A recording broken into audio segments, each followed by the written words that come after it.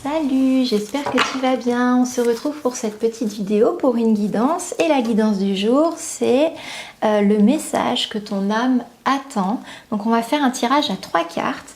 Et la première carte, ça va être ce que ton âme cherche à te dire. La deuxième carte, ce qui bloque actuellement. Et la troisième carte, l'énergie qui t'accompagne cette semaine ou ce mois-ci en général, parce que pour moi il n'y a pas de temporalité, c'est très dur à voir, en tout cas en ce moment, l'énergie qui t'accompagne en ce moment. Donc c'est parti, on va faire ça, on va prendre l'oracle de la magie pure et on va tirer ces 3 cartes ensemble.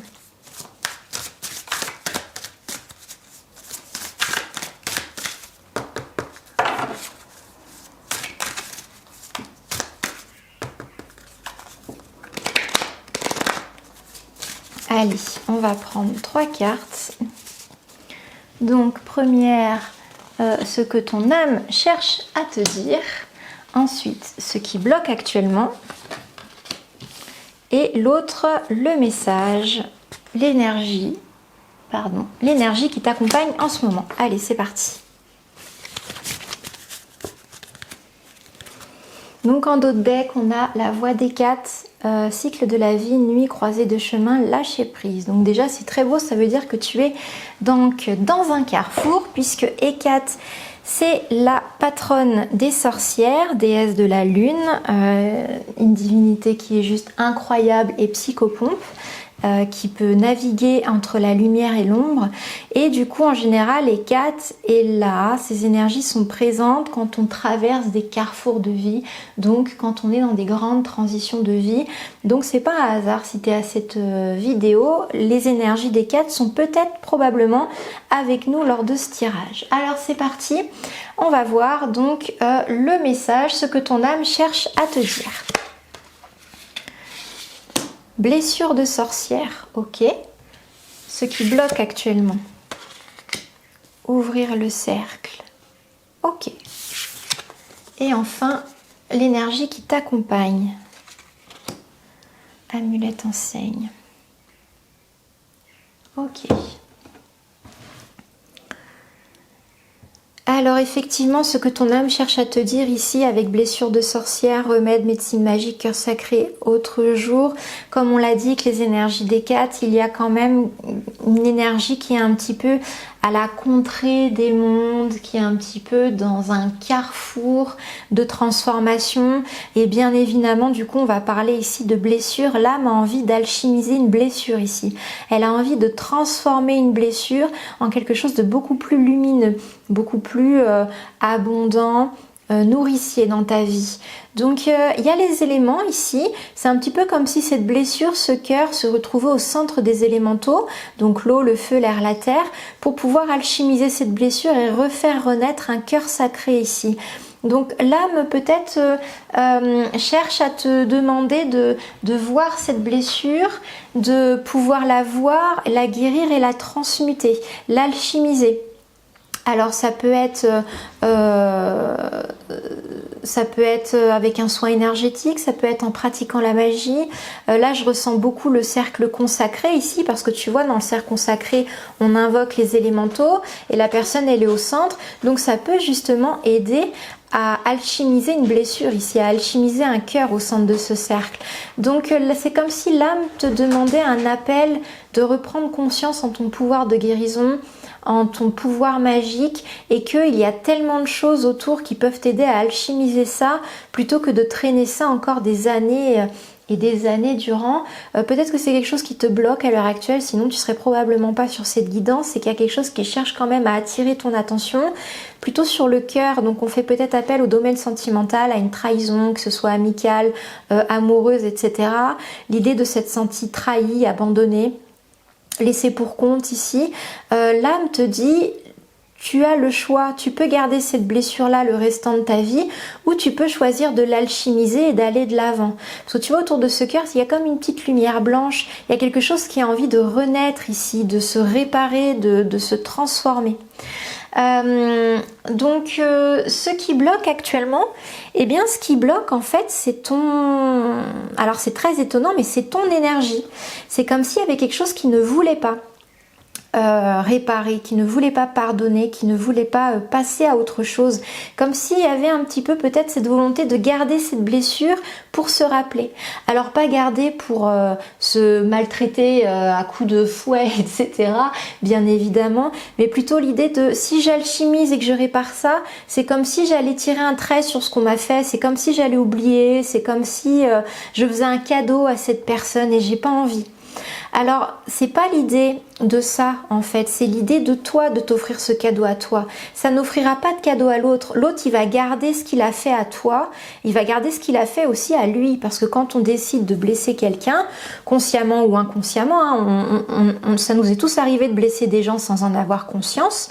Mais en revanche, s'il l'a fait consciemment, il s'est blessé aussi lui-même parce qu'il s'est mis en porte-à-faux, il a un petit peu poignardé aussi ses énergies. Donc, réparer ton cœur, créer cette alchimie sur cette blessure, ça n'a rien à voir avec l'autre. L'autre, tu continueras de garder en mémoire ce qu'il t'a fait, tu continueras de le laisser à l'écart de ta vie, d'avoir conscience de ce qu'il t'a fait subir.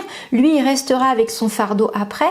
Mais toi, par contre, ça va t'enlever tes chaînes. Ça va te permettre aussi de pas rester emprisonné dans des énergies qui sont relativement basses et qui finalement te bloquent. Tu vois, c'est ça qui te bloque. Cette blessure-là te bloque, mais le fait de ne pas vouloir l'alchimiser, te surbloque en fait. Ça bloque le bloc. Pardon, je sais pas comment. Ça, tu t'auto-empêches d'aller de l'avant et en fait l'idée de te bloquer, c'est comme si tu punissais l'autre en disant t'as vu, maintenant j'avance pas, je suis bloquée. Mais c'est pas l'autre personne que tu punis, c'est toi-même en fait. Et c'est ça qui est dommage, c'est ça que cherche à te dire ton âme. C'est comme si tu cherchais à punir l'autre de ses blessures, de ce qu'il t'a fait, en disant regarde ce que je suis devenue maintenant par ta faute. Et si je guéris de ça, il y aura plus de punition vers cette personne. Mais l'idée ici, c'est toi, c'est ton bonheur.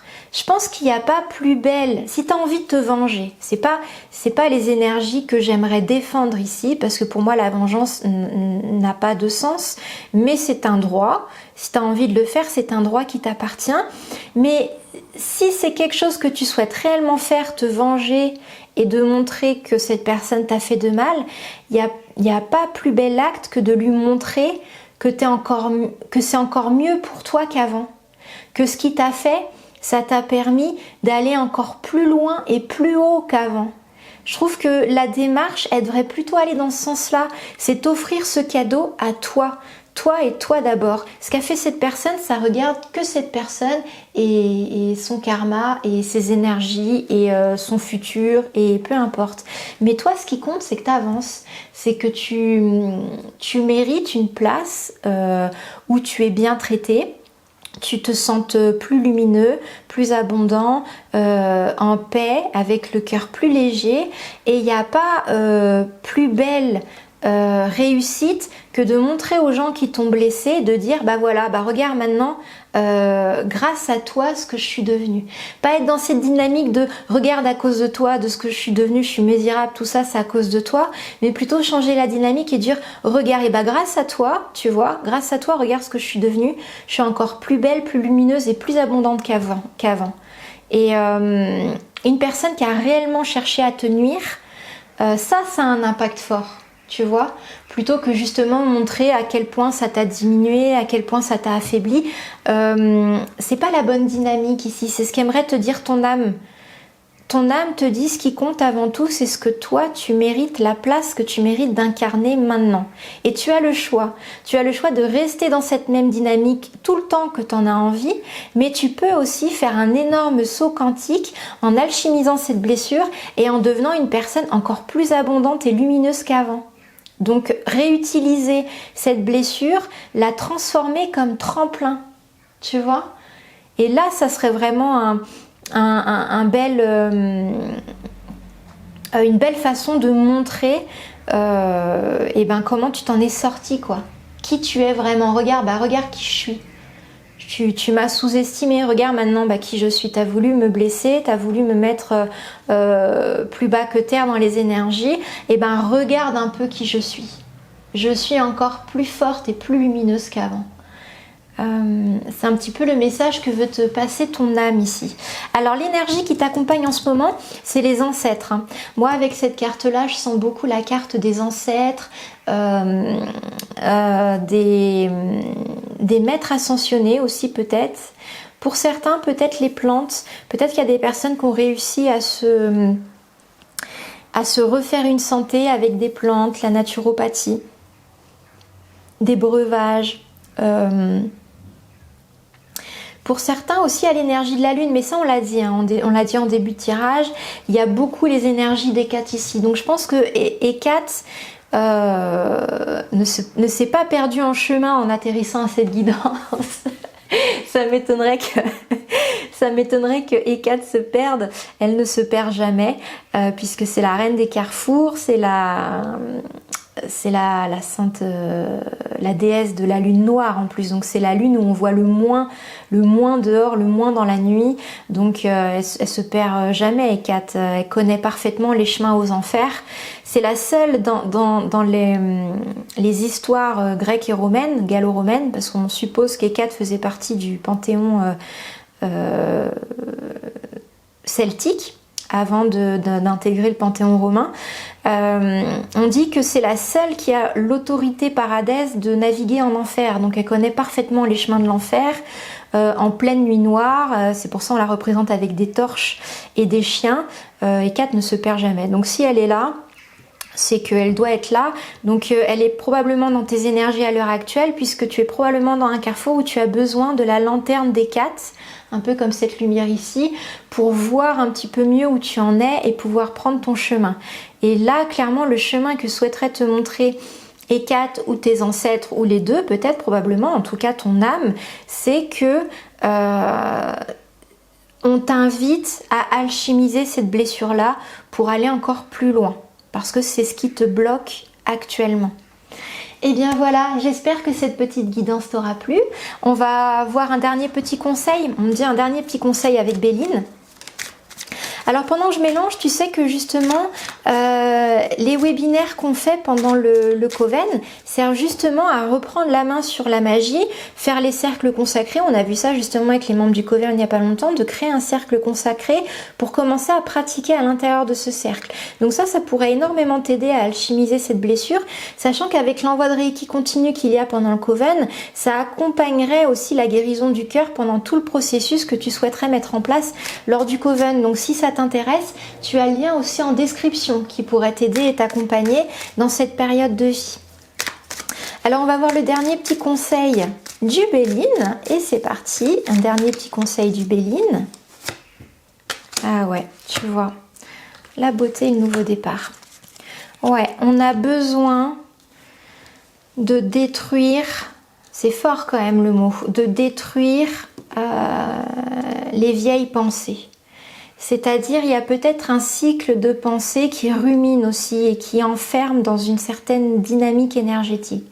Il m'a fait ci, il m'a fait ça, de toute façon, je peux pas faire confiance, il faut que je fasse attention, il faut que je me protège, il faut que je m'isole, il faut, tu vois, il y a comme un petit peu des pensées ruminantes autour de cette blessure qui justement conservent le cœur dans des énergies un peu comme ça, des énergies un peu de destruction, de défaitisme, etc.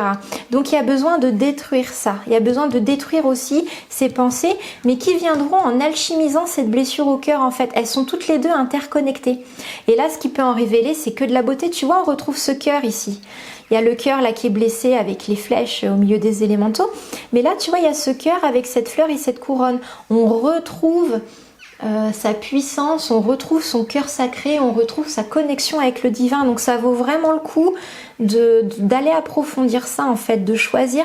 Ça vaut le coup de choisir consciemment. Eh bien ça suffit, je guéris ça et je mérite d'être une version plus lumineuse, plus abondante de moi. Je mérite d'aller vers une vie beaucoup plus belle, épanouie et en harmonie avec moi. Donc retrouver ce cœur sacré. Et là tu vois, du coup ça ouvre à un nouveau départ, hein.